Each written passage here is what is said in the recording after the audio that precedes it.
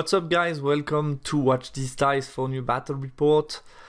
UB battle report number 40, already quite a lot of them produced on the channel. So this time I'm facing Shizu, who is a YouTuber, French YouTuber. So it's a battle between two YouTubers actually. We are playing the second game of the group stage of the UB French solo event number 2. So as I've told you in the previous video, we are in the group stage first, 3 players together. The first one gets qualified for the knockout stage, and I've got a big win on first game.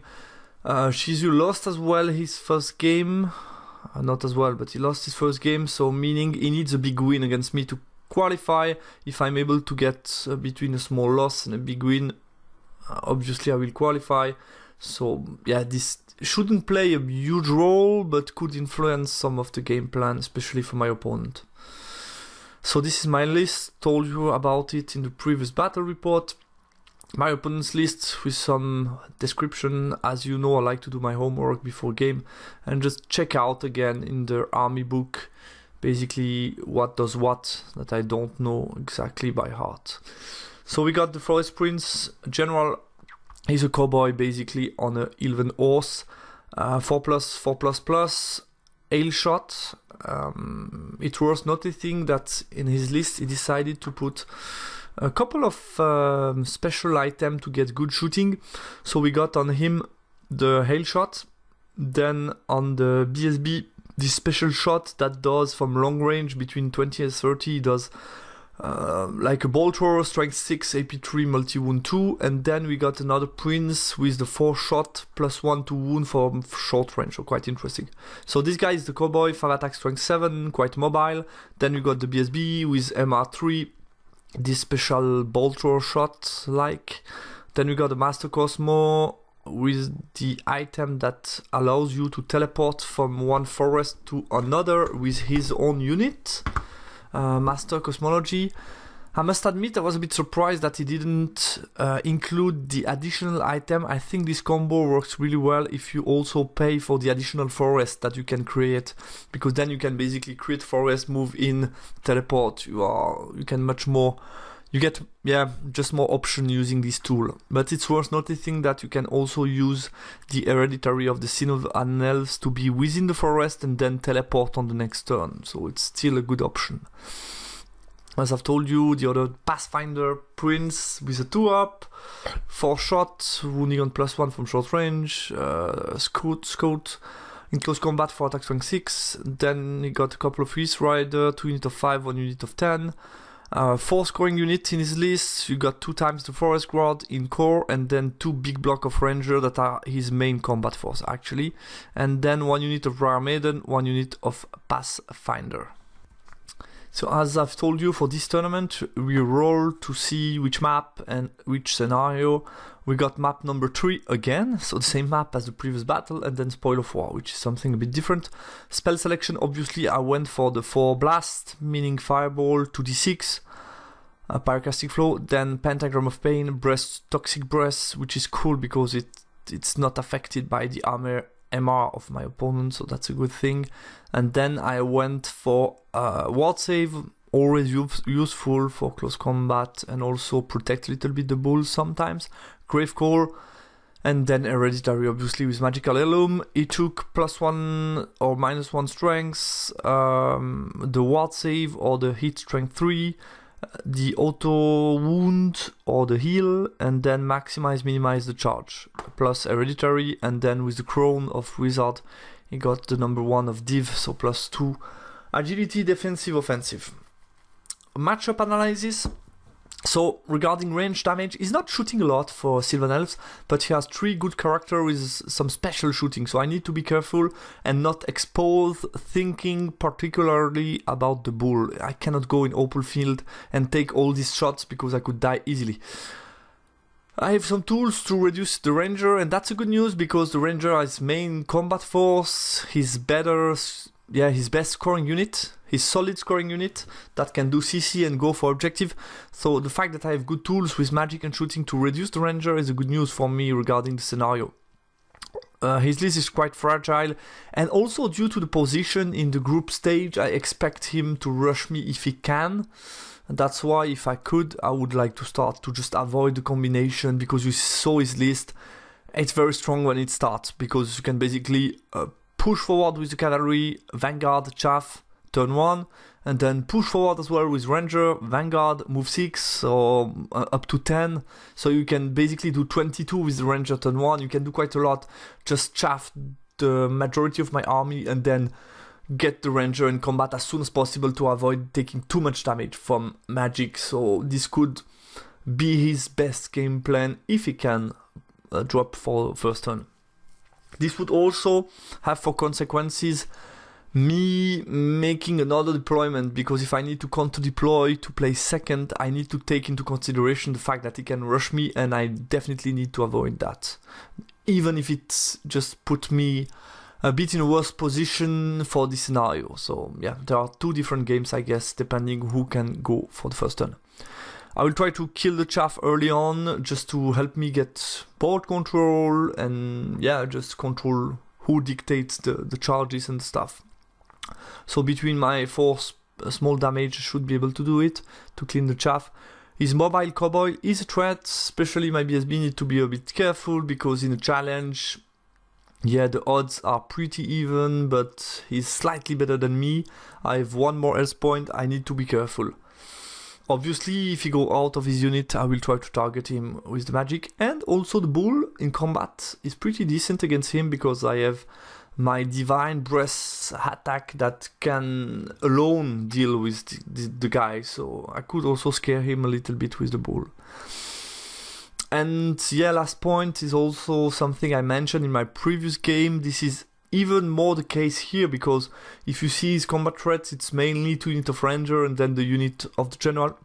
Apart from that, it's less scary in combat, so I have quite a superior amount of combat threat in my army, and that should be in my favor, because even if I go and sacrifice some unit, I have then kind of a second wave, so to say, and he shouldn't be able to really survive multiple of my unit, because he's not that resilient, he's too fragile for that. Deployment, so he won the roll for side, and I was really happy, because this means I could drop for first turn. So I dropped the following. First reflection was my magic. I know this is the main threat for him in this game, probably, at the beginning at least, so he will want to avoid that if he can. So my thought process was, if I put my magic in the middle, that's what I did, basically, to avoid my blast would mean him completely moving to one side or another. I didn't expect him to really split in 2, but that's what he did. Just to really avoid my magic, so he was outside. I could use the Relentless, obviously, with the Vassal and then be in range, but that would mean I have no Relentless anymore. But that's what he took into consideration by splitting his forces. But first, my deployment. So I decided to be really strong on these 2, because the impassable is in the middle, in this part of the board, meaning it would be hard to be around the impassable. So I wanted to have 2/3 of the board really strong with strong combat units. So I put the BSB's unit in the middle, Vassal that can mostly do chaff, the tank, 3 anointed in support, the bull here that can go around, play around the house, gain some cover if needed, and second unit of Ziggurat. So saying, target is these guys go for this token, or this guy can go for it, and they go for this token. So I had some good option, because if you see, I have plenty of scoring on this side of the board. And then I didn't want to let him have one part of the board for free, but I needed also to consider the fact that he might drop everything in this corner, just give me the secondary and avoid the rest. So I didn't want to give him free point, because if I put units that are not mobile enough to go away, he could just go for it forward aggressively, take the point that I put on this half, and then just be close to a 10-10. Which wouldn't help him that much, but he could still do something like that. But this wouldn't help him that much going through in the group stage. So he went with the following as a counter deployment. He put the Pathfinder boss here, who is quite strong because he has a 2-up armor save, so he's quite good against Kadim. This should help him getting a very strong left flank against who I should struggle. You have big unit of Ranger, 2 light cav, and the Lancer. So he puts enough strength to say I should be better than Kadim and Ziggurat regular all together, and therefore claim this objective. And then the rest of the army, second half, so to say, is the general within unit, a second block of Ranger, Spear, light cav, and the Pathfinder that are quite far away to avoid my shooting, the blast, and all the stuff that are really in a corner. So that surprised me a little bit from him, because it's obviously it's a defensive approach. I think he really wanted to minimize my turn 1, but at the same time he won't be able to profit that much from his Vanguard by doing that. So here you see his Vanguard. He stayed carefully out of the range that he wanted and moved carefully forward with some of the cavalry and both Ranger block. My turn 1. So first important things, I measure a little bit what can do the bull. I wanted to see if I can still apply pressure with my magic, and I found a good spot here to, on one hand, support the Kadim, and on the other hand, be within 24 of them, plus be within 12 of the Kadim champion to cast the Toxic onto the light cav. So I thought that was interesting, because if you see, the main problem when you split your army in two and you are not a demon or I don't know what that doesn't care about psychology, is the fact that here, if I cause panic check, that could be a nightmare. Because, for example, if they panic or they die, then it would mean panic, no reroll, 8, like leadership 9. It could be a nightmare for him. So I should really try to take advantage from that to just claim some advantage and deal with some of the chaff at least. So that was the idea behind positioning. I didn't know exactly what to do with the Ziggurat. I thought they are not so mobile, and if he comes slowly forward, I don't think I have a lot of chances. To be honest, my plan A was to slowly move and then use the lateral mobility of both to move on the other part of the board and solidify the position of the center and just let him take time to go around. It's a lot of points that could do nothing possibly. If I do some damage, they cannot march anymore with the token, and I had the feeling that I am strong enough to play for these two tokens. So that was my plan A, but at the same time I kept my option open, because basically the bull is covering the angle for the light cavalry going around, and if he comes too aggressively forward, I have both the bull plus incarnate, which is still a good combat threat, both of them together, especially with him having no magical support on this part of the board, because that's the second problem. First is psychology, second problem is the fact that his magic can only support this part of the board. He cannot support this part. He has only one spell here with the crown of the Wizard King, meaning if I'm able to engage here, he will have no buff whatsoever. So that's also a point. And yeah, the idea with the Ziggurat was just turn around, because I don't expect having a lot of chances on this part of the board. And if I need to, I want to be able to march 9, and just go away. Don't give any free point. I march 9 with Ziggurat, move forward without marching to not take any DTs with them. Just be within 36 to cast a spell onto the cavalry to just take away his lookouter, then move forward with the tank that march 10. These guys also move a bit forward just to prepare. I just made sure that the general cannot go out of arc, so just make sure that I cover that with the Torque Anointed, and these guys just move sideways. In the magic phase, due to the fact that I cannot use the Pyroclastic Flow, he decided to Binding Scroll Pentagram of Pain to just focus on the other spell and not take too much casualties. I was able to get the Toxic Breath onto the Kadim with a good roll, so he let that through. I was quite happy about that. And then I was like 3 dice against 5. With 2 dice, I put an Hereditary on them just to get this juicy flammable token. He tried to dispel with 3 dice and roll poorly, so I was able to get Hereditary. And then I tried a final Fireball, but he was able to dispel that. In the shooting phase, Toxic Weapon, obviously against them. I killed 3 of them, forcing a panic check, but he passes it on 8. And that was it for my turn 1. His turn 1, so yeah, on the left he went very aggressively against me. I was really surprised by that. moving, marching forward as much as he could. Mainly influence, he told me that about by the position of the ziggurat. He was thinking, oh, they turn around, so he's going to move away. So that was his main idea, and he positioned the cavalry as a counter charger if I decide to charge. The prince is also nearby, so he's putting every of his shots within short range of the Kadim, thinking if he can kill like 2 or 3 of them, then I cannot charge anymore. That was his idea. The spearman moved forward as well, and the right part of the board, he decided to do a little bait, do a trap for me. If I charge, he can flee, and then I'm in the middle of nothing. So that was a little bit his idea. Just move sideways with him, trying to get some good angles. And on the right part, he moves slightly, not that much, staying out of charge for the moment. In the magic phase, he put the snipe onto my BSB. I was able to pass the ward save 5 up, so I was happy about that. Then he was able to get the maximized charge on them. So basically, we'll roll 5 dice and keep the two best dice. I let that in.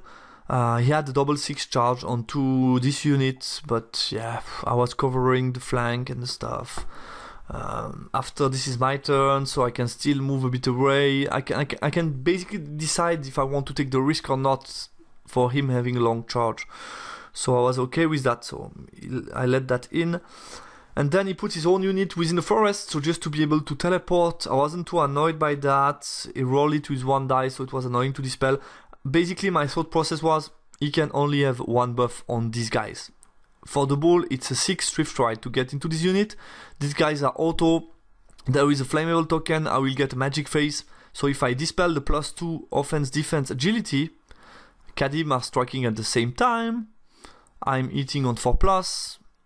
I can do a lot of damage. I was sure that I can take this unit, so I kept all my dice to dispel the +2 weapon skill, and then with his 2 remaining dice, he tried to put, I think most likely this was to frustrate me to have kept the dice to dispel that spell. He cast something else. That's something that I also usually do, just to frustrate the opponent and tell him, you kept your dice for dispel, I won't cast it at all. So I dispelled the ward save, I think, on these guys, so it doesn't matter at all. Shooting. He shot with Pathfinder on them, did nothing, and then all the shots did 5 wounds total to the Kadim, which was okay for me, because I still have 4 models and striking at the same time, so that was okay. My turn 2, and obviously on the left, I go for it because it's just too juicy for me. He's fearless. I have, if I can do it, a good overrun onto the Lord. Don't fear that much the rest that can countercharge me. He has a flammable token. I have a champion to accept the challenge of the ranger champion. So I definitely should be fine. And I made some math before going into combat that on average I should win combat. And if the bull doesn't manage to get the 6 Swift Ride, I shouldn't break in 1 turn, and he shouldn't be able to countercharge me. And then on the right part of the board, so I moved the Ziggurat Regular onto the token out of Arc of Them, so I was really happy about the positioning. I think he should have been able to just angle them a bit more, just to see the central token and keep his option open. Here I took a juicy charge. It was an 11 rerollable. No risk at all. If I fail, I just end up nearby the Tauric Anointed, so I thought, why not? Let's clean 1 chaff. And I roll an 11 on my second attempt, so I was quite happy about that. To get the Vassal onto the chaff. Position them sideways a little bit, leaving him with a double 6 charge. If you want to take it, fine. I have a counter charge with them. He can do some nasty reform, maybe for me not seeing him. I was not so sure about that. I think I was still able to see him. But even if he do that, I can always accept with the champion.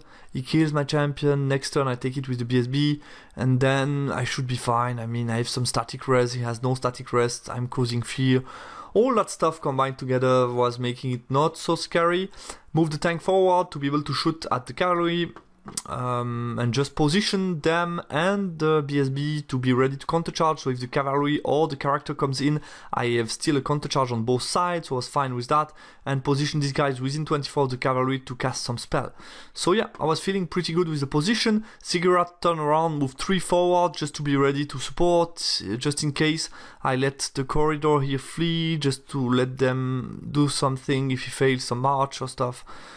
You never know what can happen, just to make them ready to go back in the game.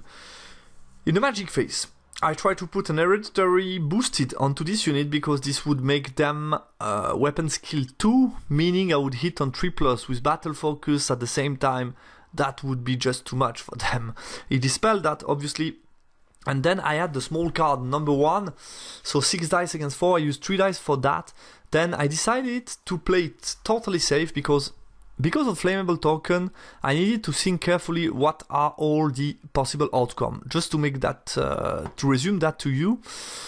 So basically, if I break the steadfast and kill like 20 forest rangers, then I'm fine, because overrun with the bull on him.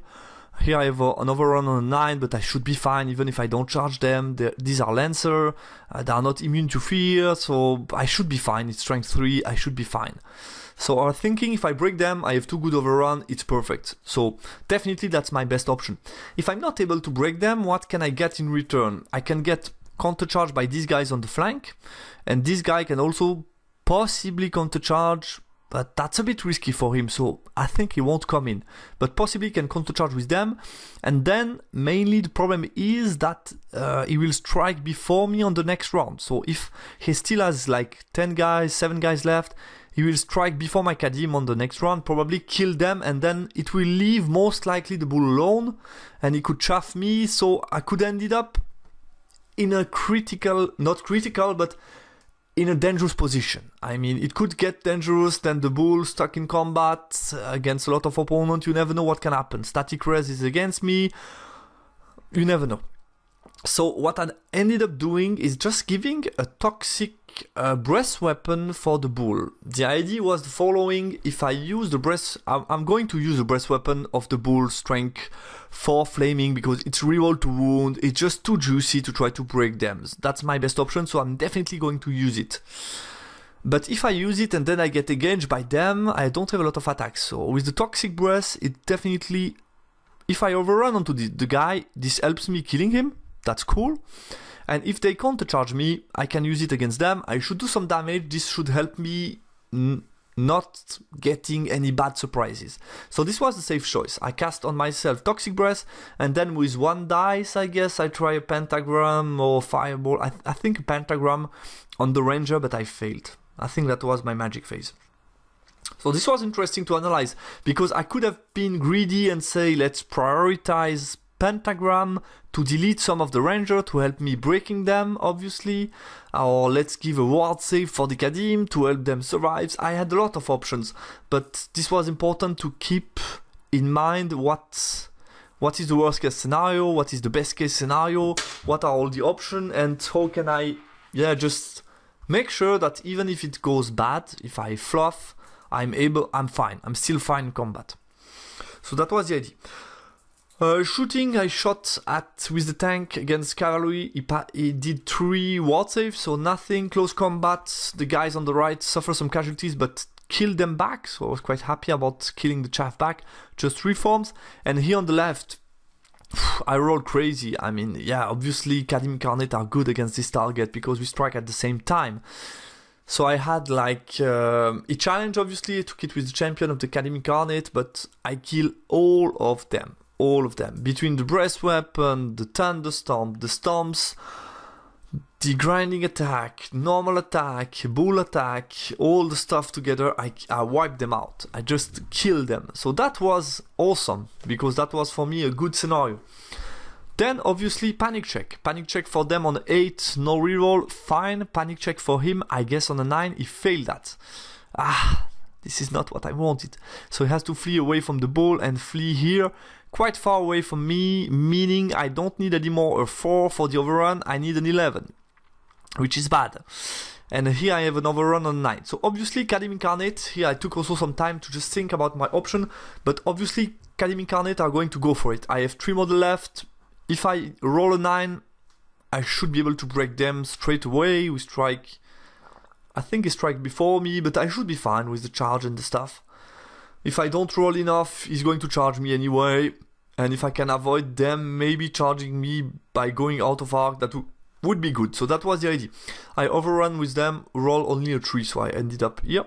And then the bull, I had some options. Restrain, reform to make sure I can countercharge them if they charge the Kadim, or look at something else. But I decided I'm going to overrun. First of all, I have a small chance, 11 Swift Strike to catch him, and that's done. I mean, this guy is annoying. It's Prince worth a lot of points. These 4 shots plus 1 to wound are a bit scary for the bull and the stuff on the left part of the board, so it's important that I deal with him as soon as possible. He has a magic spell and a binding scroll, all the stuff. So I thought, let's pursue him. So I rolled not enough, but still ended up closer than it was 5 inch between us two, which was good because if he rally, then I can charge again. Cannot chaff or do anything crazy because of the distance between us, and I can still if he flees, I'm closer to him, so that's less likely that he's able to flee. And if I go into combat, yeah, I cannot stand and shoot. So that was, I think, the best option overall. His turn 2, I charge with the Lancer onto my Kadims, rally the guy, uses the guy in the forest with Pathfinder to teleport on this part of the board. I was a little bit surprised by that, to be honest with you, because for me this part of the board was won. After I killed the Ranger, I don't think he has enough range damage, even with the Pathfinder, to deal with the Bull. So the Bull alone will probably kill this guy, reform, and then at some point deal with them. I should be fine. So I was, to be honest, a bit surprised by this decision for him to teleport, because this means now this part of the board, which is the part that matters, because it still has a lot of strength. This part of the board has no magical support at all anymore. This is also a consideration. So here he failed the march, moved sideways, chaffed the unit of Ziggurat, and here you have the mage with the Pathfinder and the guided rally. And the right part of the board, he took the charge, double 6, again my BSB's unit, I hold, he failed, and used the Briar Maiden. He shielded himself smartly behind the unit of Vassal, just making sure that if I wheel on each side, no other unit can contact. I could charge with the tank here, but I have no good overrun, I would be in the middle of the park, but I have this option as well. And here this is a long charge as well that I could do with them in the flank. That's a little bit the option. Here move slightly forward, this guy to the side, but he has already lost some important unit, and as you can see I have some good openings on next turn, because the tank can charge, I have stuff that can do, yeah, that can do a lot. And at the moment for the scenario, here it's not likely that he's going to take it, because at some point either the Ziggurat or the Bull should be able to deal with it. Here I have a token, so I just have to secure that one to just avoid him getting in, and I should be fine. In the magic phase, I'm binding scroll plus 1 strength, minus 1 strength, because if he casts that on them, basically that's a totally other combat against the Kadim, so I cannot have that. So I binding scroll it. Then he rolled the snipe against the bull with my magical resistance, but he rolled a 5-6-6, so I let that off. He did 1 wound, I failed a ward save. He put then 5-up ward save onto them, so I have to let that in.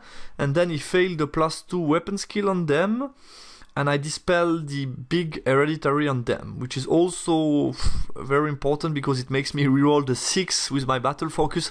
I didn't want to have to reroll these ones, so I was happy to dispel that one.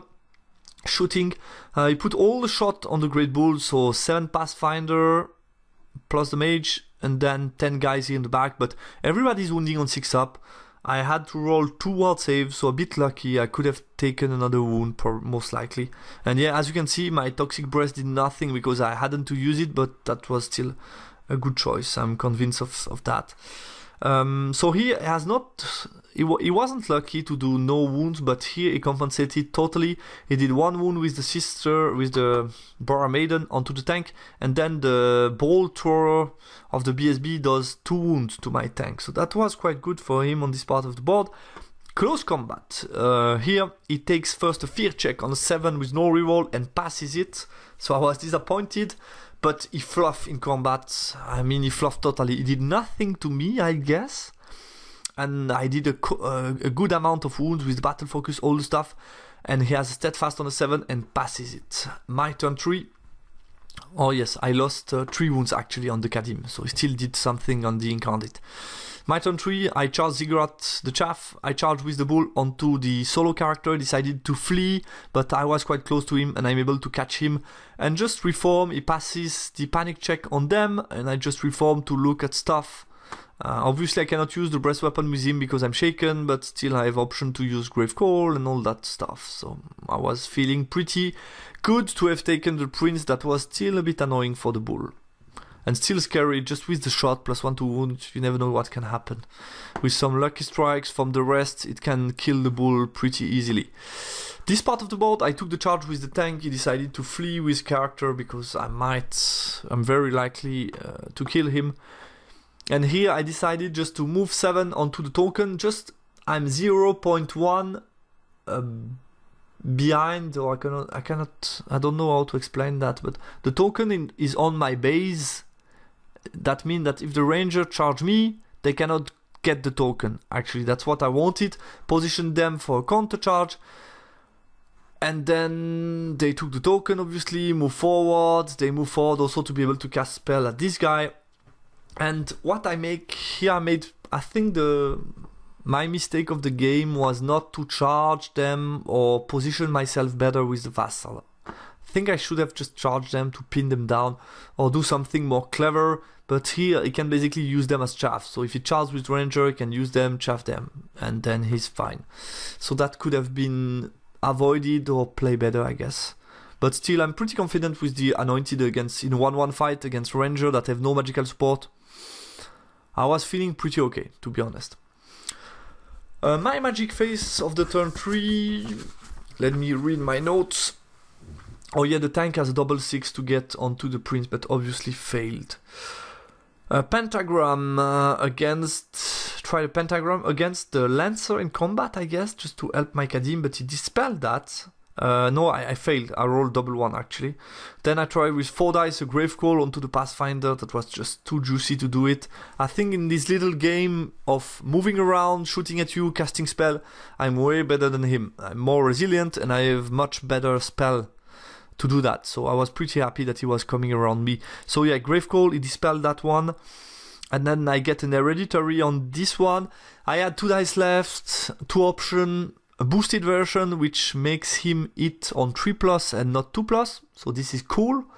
Or the basic version just to, yeah, it's easier to cast and I get the flammable token that I want. And I decided to go for the basic one, just taking no risk. I want to reroll to wound and just take no risk. I mean, not worth it. If I fail it for 1, I would just be, yeah, punching myself probably. So I cast the basic version. I got on a high roll, so I could have taken the other version, but I still think it was better just to take the safe choice. No need to really force that through. He still had a fear check to take, and I think it was not worth it just for a -1 to hit to take that additional risk. I wasn't too fan of it. Close combat. Let's see what happened. He passes the fear check on a 7 with no reroll again. With strike, he did something. I think this turn he did nothing. I killed some of them, and he passes again another steadfast on the 7. So that's 4-7, no reroll in a row. Bit annoying, but what can you do? And here I killed the 2 Karalu guy. Here I should have reformed slightly more to the right, just to the counter charge of them, not to maximize totally, but avoid some model. I could have done better because he failed the reform, so I could have slide to the right and do something better.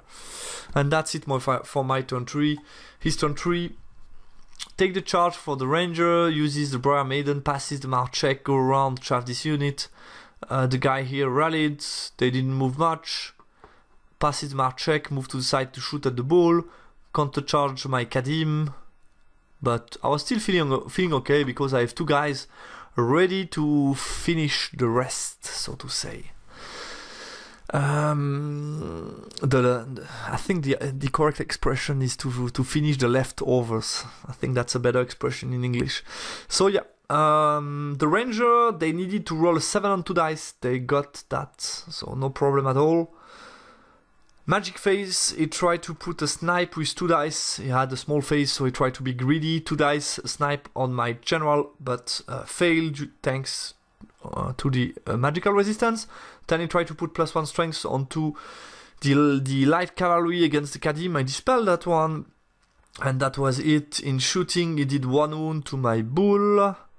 BSB tried again his luck against the tank, but this time didn't wound on the 5-up.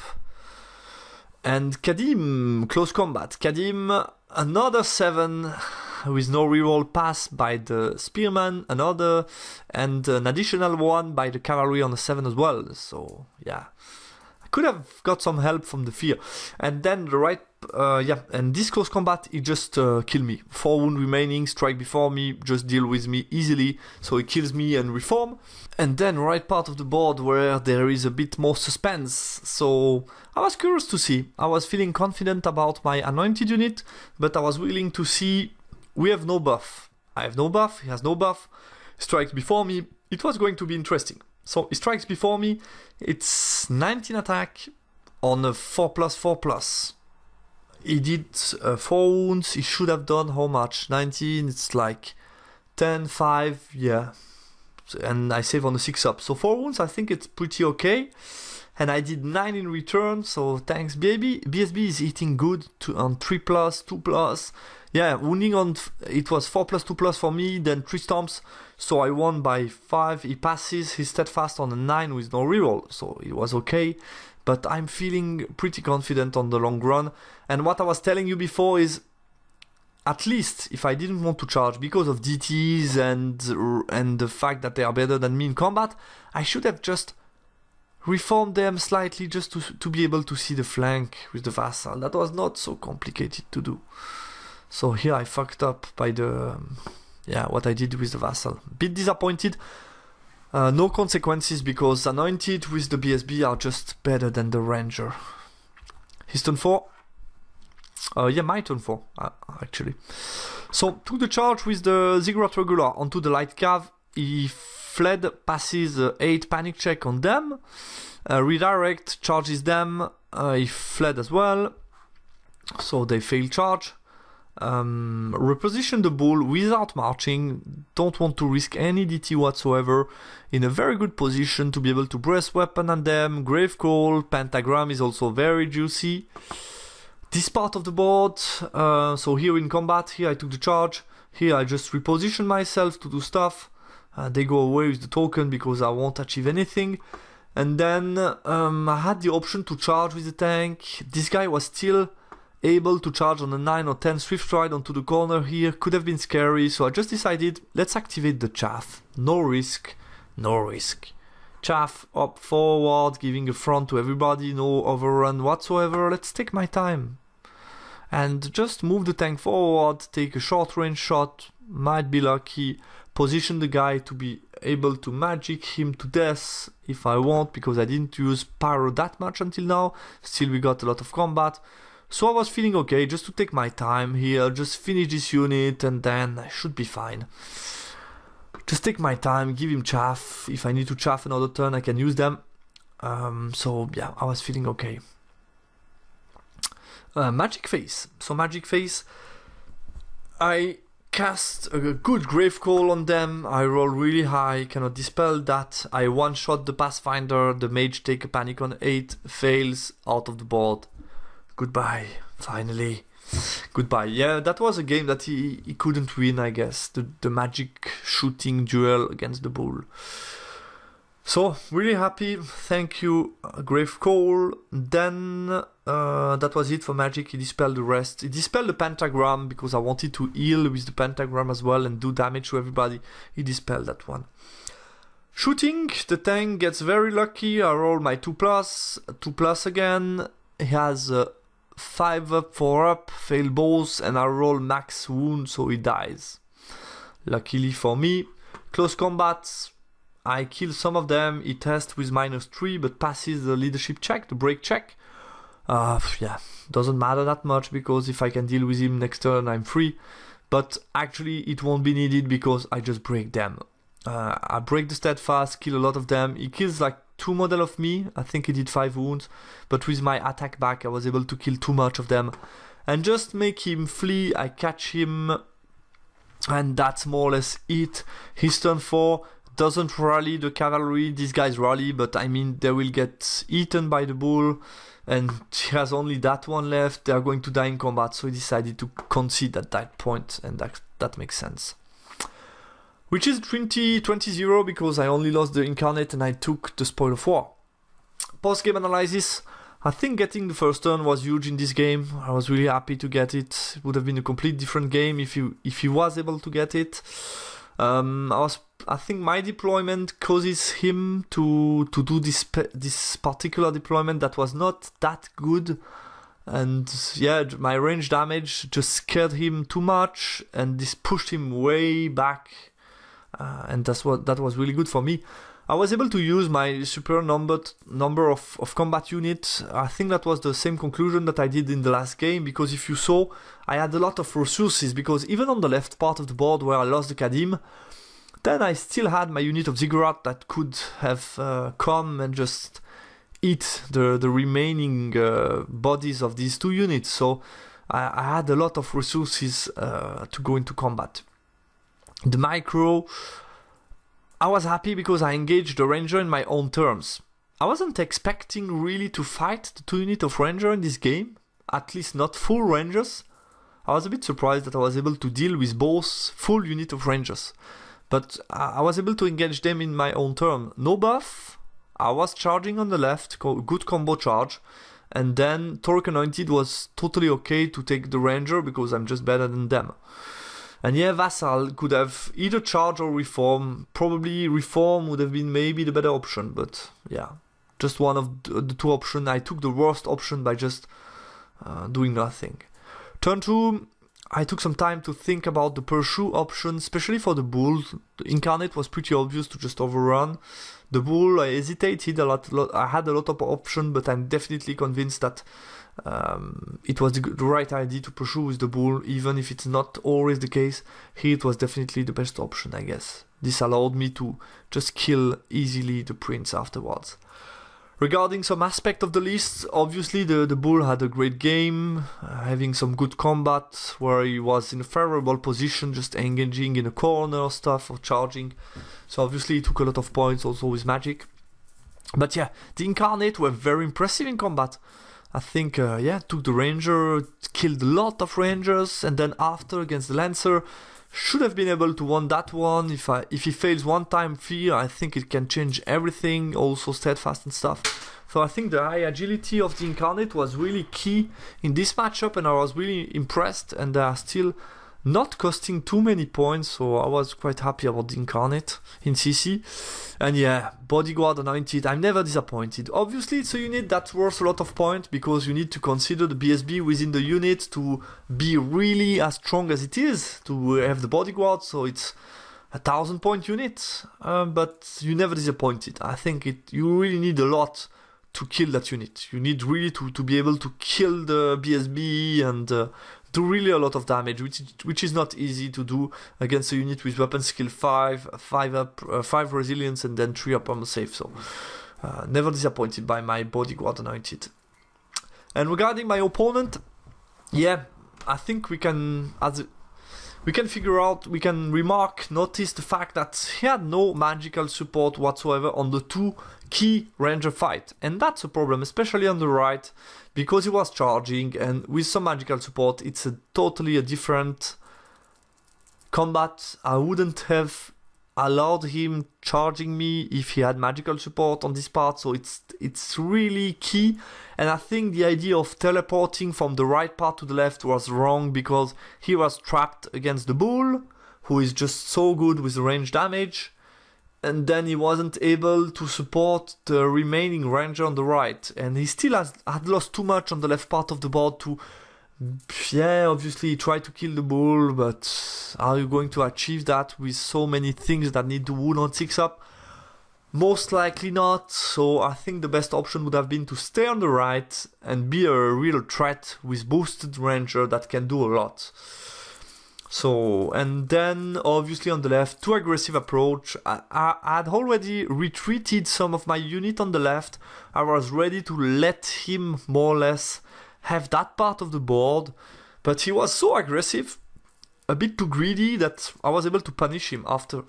And yeah, knowing that, he should have just stayed a bit more back with the ranger, because even if they claim the token, if I don't charge, what they are going to do, they will not be able to get back in the center of the game, most likely, because they are not that fast with the token if they lose a couple of wounds. So I think that was definitely, if he would have been a bit more careful on the left, he could have caused much more trouble, claim safely more or less this token, and I would have just slide to the right probably, because I won't take a long combo charge, and going alone is a suicide mission for the Kadim. So I think this was way too aggressive on the left, and this just, yeah, allowed me to get a very juicy charge with some nice overrun and stuff.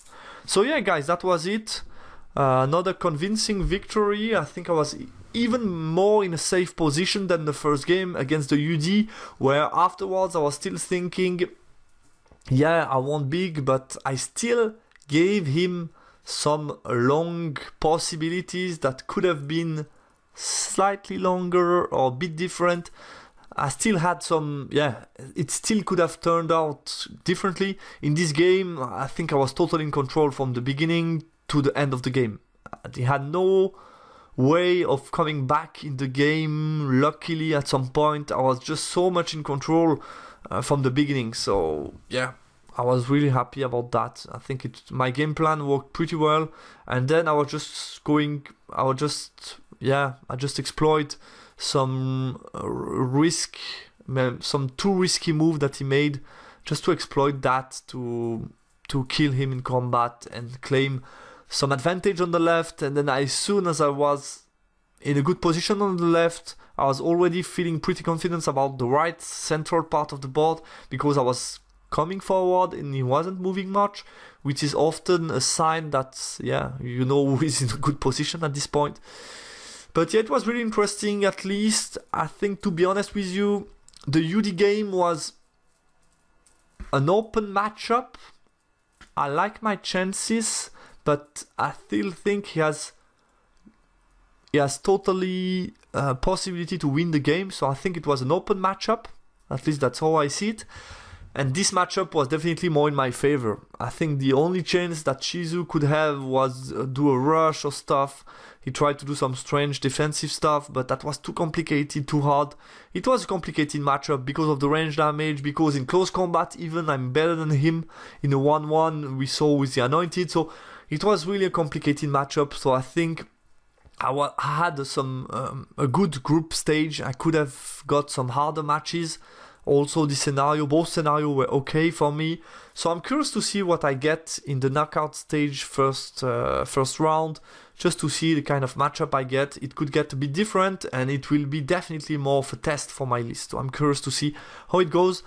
I will obviously keep you informed. I'm writing a little bit on Discord when I'm playing. And yeah, as always, you get the battle report on my channel. Thanks a lot, guys, for watching. Take care and see you soon. Bye.